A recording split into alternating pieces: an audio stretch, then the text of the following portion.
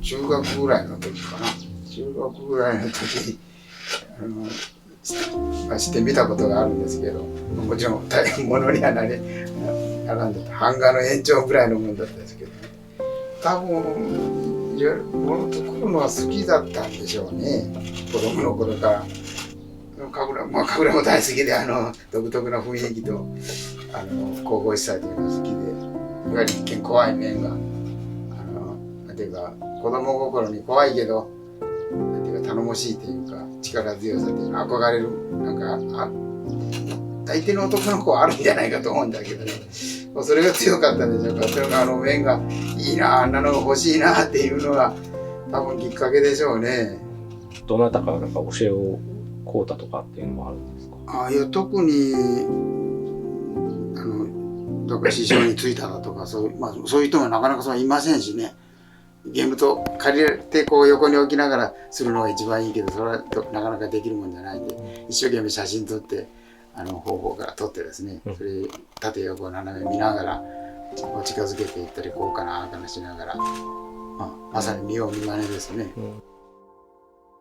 いろいろ種類があるんですけど、やっぱりなんか呼び名があるんですか？そういう鬼みたいな顔もあれば、女性の顔もあるし。厳格な決まりはないですね、神楽の場合は。もうそれぞれ神楽台あるいはその地方によって同じ神様の名前でも地方がところが変われば結構表情が変わったりですね、神楽座によっても違ったりする、それはかなりそこ神楽面の自由性というの表れだと思うんですけどね。顔を作っていくときにやっぱ目が一番難しいのかなと思うんですけど、なんかやっぱ難しいポイントってなんですか？表情をつけるっていう。この表情だとかいうのと、またこの表情だとかいうのも明らかに違いますよね。骨格が違うというか、それはもう最初どういった面にするかというのを決める。ちょうど今これが彫り始めて少し経ったところで、口が開いてますね。口が開いてるけど、ちょっといわゆる下顎が思い切ってしゃくれた形の目もつり上がるような形になるからですね、そういう骨格というのが最初決めるのも結構大事なポイント段階がありますし、で最後に目の穴をくり抜く時の位置だとかですね、大きさだとか気を使いますね。漆って木の樹液なんですね、漆の木を加工して生成して、でこれが木ですし、非常にくっつきやすいというか、写りがいいというか、収まりやすいというんですかね。結構綺麗なピンクですね、今の状態では。ここからくすんでいくんですか？もうこれって色が違うでしょ。本当だ。変わってきてますね。ここ表面も違いますね。一番描いた時はかなり黒ずんでるんですけど、それがだんだん日が経つとですね、また明るくなるんですね。やっぱもともとのこの塗った時の色、いや多少黒ずむでしょうけど、結構明るくなるというか。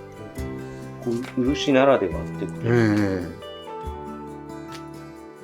自分が一番好きな面ってどういう種類が？好きな、そうですね。好きなというのは、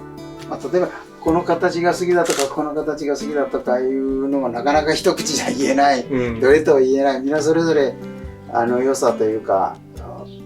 趣があるんでですね、どこまでも怒り狂ったような表情の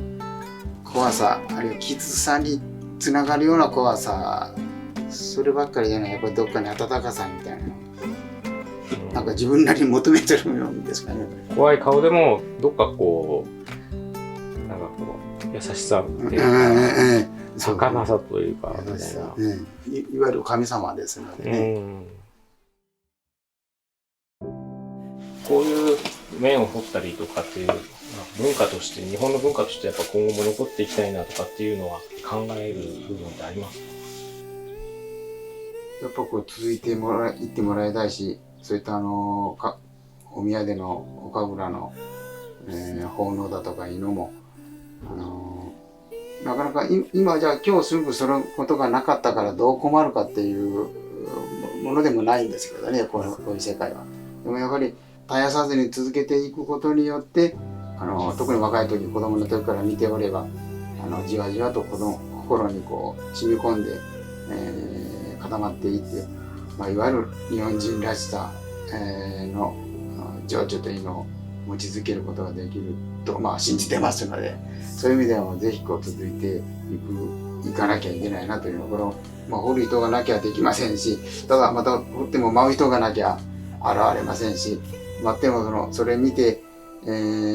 奉納して神々を崇める人々がいなきゃ成り立つもんじゃないからですね、そういうものが一体となって続いていってほしいなと、もう切に願ってますね。